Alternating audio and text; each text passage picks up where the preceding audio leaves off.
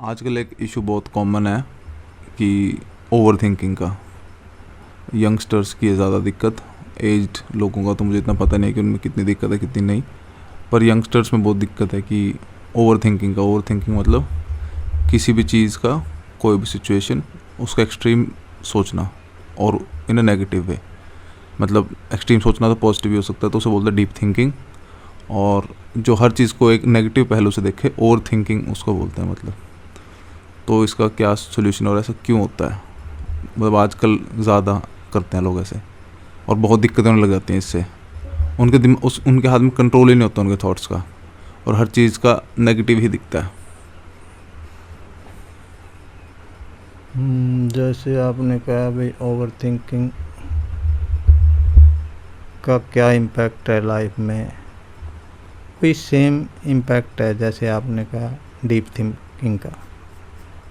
जैसे deep thinking आपको सकारात्मक बनाती है, प्रोग्रेसिव बनाती है, ऐसे ही ओवर थिंकिंग आपको नकारात्मक बनाती है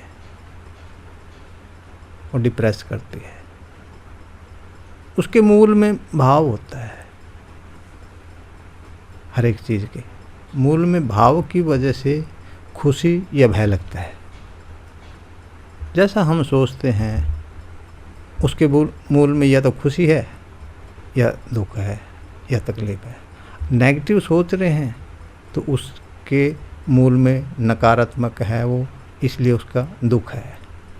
दुख को बार बार, दुख से रिलेटिव भाव में बार बार रहना दुख को और बढ़ाना है। सुख के भाव में बार बार रहना सुख को बढ़ाना है। आप किसी भी नज़रिए से देख लो। जब एक व्यक्ति डांस करता है, वो खिला होता है, वो पॉजिटिव भाव है। एक्शन भी पॉजिटिव है, सोच भी पॉजिटिव है, और जो सुन रहे हो वो भी पॉजिटिव है।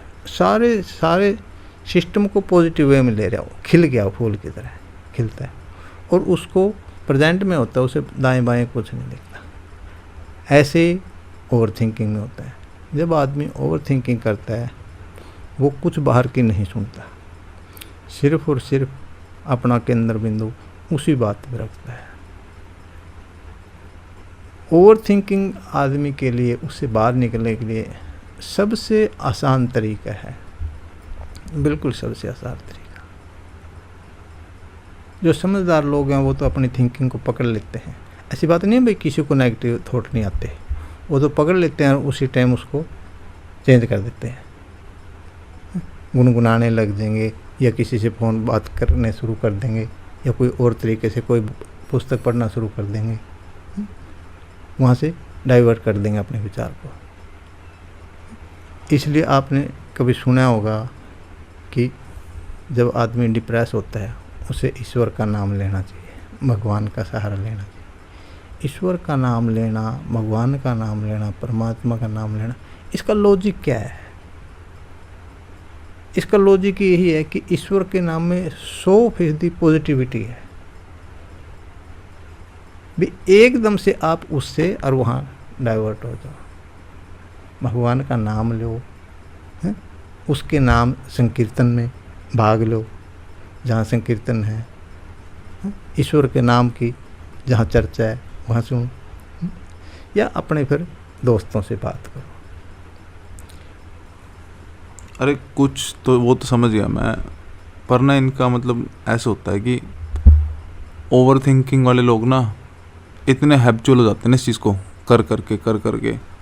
नॉर्मल बैठे बैठे भी जो नॉर्मल चीज़ें होती हैं वो भी, मतलब पहले 2 थॉट थे जिनको वो ओवर थिंक करते थे, अब वो हर चीज़ को ओवर थिंक करने लग गए हैं, और हर चीज़ का नेगेटिव पहलू लेने लगे, और उनको पता नहीं लगता वो कब उस थॉट में चले जाते हैं। 10 सेकंड, 20 सेकंड, 1 मिनट ऐसे बैठे हैं, सोचा एक थॉट आया, फिर उसको इतना ज़्यादा ओवर थिंक कर दिया हर चीज़ को, फिर वो एक आदत पड़ जाती है, मतलब उनको उसी लेवल पे जाने की हर चीज़ को लेके।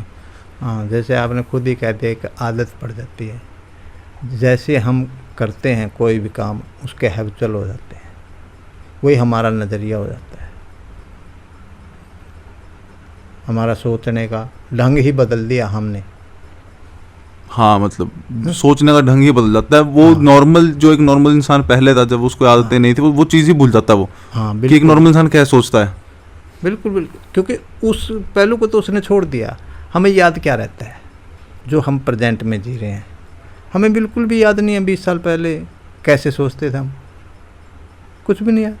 2 साल पहले कैसे सोचते थे हम, लेकिन आज कैसे सोचते हैं, अभी कैसा सोचते हैं, वो हमें सब कुछ पता है। इसलिए हमें प्रेजेंट में जो हम हैं वही हमें याद रहता है और वही हमें अच्छा लगता है, और उसी तरह की बातें अच्छी लग जाती हैं। इस संसार में सभी इंसान एक ही तरीके से संसार में आते हैं, और यहाँ से आने के बाद हर एक इंसान अपने आप को अलग तरीके से विकसित करता है। वो इंसान बच्चे के रूप में खुद विकसित नहीं कर सकता, लेकिन उसका परिवार, उसकी सोसाइटी, उसकी एजुकेशन सिस्टम, जैसे वो माहौल में रहता है वैसे ही उसका विकास होता है। हाँ, मतलब मुझे भी ऐसे ही लगता है, और मतलब मुझे ऐसा लगता है कि कॉन्टिन्यूस प्रोसेस है। एक कॉन्टिन्यूस प्रोसेस को कर करके वो इंसान वैसा बना है, बिल्कुल। तो उसको कॉन्टिन्यूस वापस रिवर्स ओवर थिंकिंग का करना, पहले उसको तो अवेयर होना पड़ेगा इन थॉट्स के बारे में कि मैं ऐसा सोचता हूँ, पर ऐसा ये मैं नहीं हूँ, ये सिर्फ एक थॉट्स हैं। जब बंदा अपने आप को उससे लिंक कर लेता है कि मैं ही ये हूँ, फिर बड़ी दिक्कतें लग जाती है। अगर वो सोचे ना कि मैं अलग हूँ, थॉट्स अलग हैं, फिर उसको ईजी रहेगा थोड़ा थॉट्स को कन्वर्ट करना, कि उनको बार बार ऑपोजिट, जैसे नेगेटिव थॉट आता है उसको बिल्कुल ऑपोजिट सोचे, वो हर चीज़ का पॉजिटिव सोचे, और एक टाइम पे धीरे धीरे करके वो चीज़ वो कॉन्कर करने लग जाएगा, थोड़ा थोड़ा करके। ये तो समझदार आदमी की बात हो गई जो आपने बात कही। जिस आदमी को ये बात ही नहीं समझ में आती कि मैं अलग और ये थॉट प्रोसेस अलग है, उसके लिए है सबसे मुश्किल। वो अकेला रहना शुरू कर देगा। क्यों?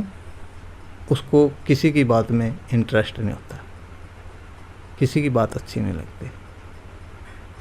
बीमार आदमी जब तक डॉक्टर की सुपरविजन में नहीं रहेगा, ज़्यादा से ज़्यादा वक्त नहीं गुजारेगा, तब तक वो स्वास्थ्य लाभ को प्राप्त नहीं हो सकता।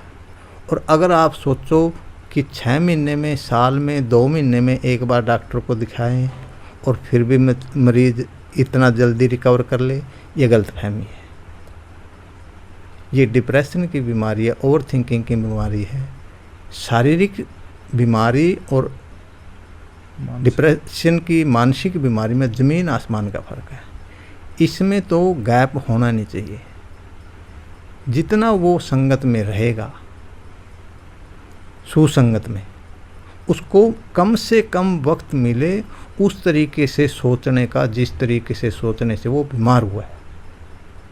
हाँ, उसको जितना कम वक्त मिलेगा उतना ही वो उसकी रिड्यूस हो जाएगी वो सारी बीमारी, और वो ज़्यादा से ज़्यादा वक्त जिस तरीके से सोचने में लगाएगा उसमें कन्वर्ट हो जाएगा। सिंपल लॉजिक है। दूध में 2 किलो दूध में 100 ग्राम पानी डाल दिया, अब दूध का दूधपना ज़्यादा है, अब भी दूध ही है। वही पानी धीरे धीरे 2 किलो से ऊपर निकल जाएगा, फिर वो दूध कम और पानी दिखना शुरू हो जाएगा। बस, तो मेन मुद्दा यही है। जिस तरीके से आदमी अपने प्रोसेस को आगे बढ़ाता है ना, वैसे ही बनता है इंसान। इंसान को कोई नहीं बनाता, इंसान को यह सोसाइटी बनाती है, संगत बनाती है, और ख़ास इसका बेसिक आधार होता है इंसान को बनाने में शिक्षा। शिक्षा ही इंसान को बनाती है, और शिक्षा के अंदर ही है वो 3 गुण जिसकी मैं बार बार बात करता हूँ। उन्हीं से इंसान डेवलप होता है। अगर उसमें तमोगुण का आधिपत्य हो गया, वो तमोगुणी हो जाएगा। रजोगुण का आधिपत्य हो गया तो रजोगुणी हो जाएगा, और सतोगुण ज़्यादा विकसित हो जाएगा तो सतोगुणी हो जाएगा। इंसान बनता कहाँ से है? अपने सोचने के ढंग से, और उस सोचे हुए को एक्शन में लाने के ढंग से। सोचते तो बहुत हैं, बोलते भी बहुत हैं, लेकिन क्या एग्जीक्यूट करते हैं? अब जगह जगह टेंट लगे हैं, लोग भाषण देते हैं, बोलते तो बहुत अच्छा है, क्या वो इंसान अच्छे हैं? नहीं है, क्योंकि इंसान अच्छा वही है जो बोलता है और वही करता है।